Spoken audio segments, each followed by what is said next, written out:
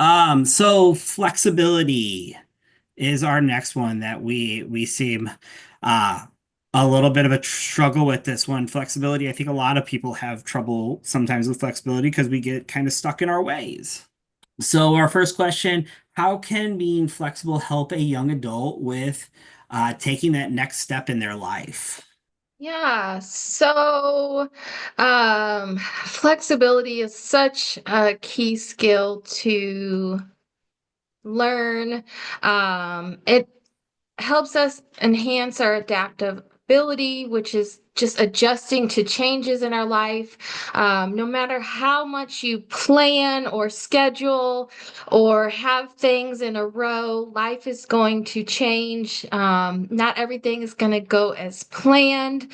That could be things, just embrace the change. Whether it is getting a new position at work, changing your living situation, or even learning a new skill.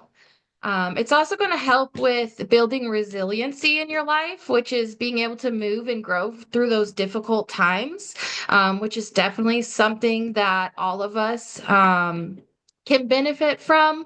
And then it just allows you to embrace new opportunities. Things, like I said, things are constantly changing in life. New opportunities are presented to us. So just stepping outside your comfort zone and embracing those new opportunities. I just want to say, understand too with being flexible is understand that it's okay to fail and kind of putting yourself out there and things like that. Just because something doesn't go according to plan doesn't mean that you are a failure. Doesn't mean that, it just means that, oh, it's not the result that I want. And it's kind of can help us build upon where do we want to go from there, right? So it's okay to, again, I know JR's expression is that 20 seconds or that rule of 20 seconds of bravery. Again, it goes with that same thing with being flexible is putting yourself out there and again embracing that change like Sarah said. What are some strategies you recommend to help a young adult be more flexible? So I will kind of start this off where I have some strategies that kind of help us before we even get to the point of being more flexible, is kind of getting us to that mind frame and things like that to help us with that flexibility. So I know we have these calming strategies are some things that we go over in next ed that before we can be flexible and things like that, we do have to manage our emotions or we have to get down to that baseline to even see what are the outcomes, where are the points that we can get to. So one strategy that I have is just kind of find something that works for us. It could be deep breathing, right? Something our day just got disrupted, so taking that deep breath and deep breathing exercises. I know there's another calming exercise that could be having those five senses where it's just grounding ourselves and things like that. It's just these ways that can help us engage with like, okay, I'm back, right? Now, how am I going to challenge the rest of these? How am I going to go with the flow? I also like, don't let 5 bad seconds ruin our entire day. Because sometimes it's really easy that something wrong happens real quick, right? Something disruptive in our schedule. It's a lot of times it's not a long process. It's very quick and it's very sudden. And so it's how can I make sure that that 5 or 10 seconds doesn't ruin everything else that I have going for me that day? To where it's like, oh, I'm not going to do anything at all now. I will say with that 5 seconds that's another thing that's like, oh, it's easier said than done. Oh, We're in the moment. It could be so challenging.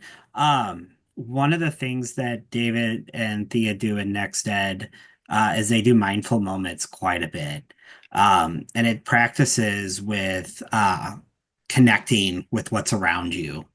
And sometimes, and when I say it to young adults, they look at me sideways. But when we start practicing those different breathing techniques. So when you're in that moment, you could do some of those. My favorite one is what is it? The five senses ones where you do like five things you can hear, four things you can see, three Mhm. things you can feel, two things you can smell, one thing you can taste, just to kind of refocus in that you have things that you could control to notice.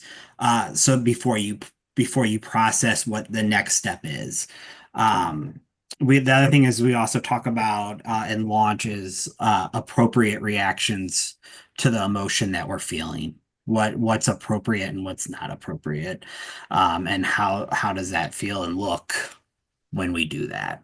Just wanted to say that when it comes to strategies to help you be more flexible, building a supportive network, a supportive support system is so important. Surrounding yourself with people that are going to encourage your growth and help you focus on your goals. These are people that you can, seek guidance and feedback from, and then just be open to that feedback and constructive criticism from your support system, and just know that they are giving you this feedback to help you grow your skill set. What advice would you give a young adult when they need to adjust to a new environment, schedule, or responsibility? If you're going to, like, you're starting a new job, like the next day, right? Like planning, like practicing going, taking the route can be helpful because then on the day of, you're not feeling really anxious because you already know where it is. That can be helpful. If you're going to like a new class or um, just anything that's new, you can arrive a little bit early and then take those moments to like breathe and do your calming strategies, and also make sure that like you can find the seat that you want is a great way to help regulate you when you're like a little anxious. Um, Mainly is just practicing the like different responsibilities that you have.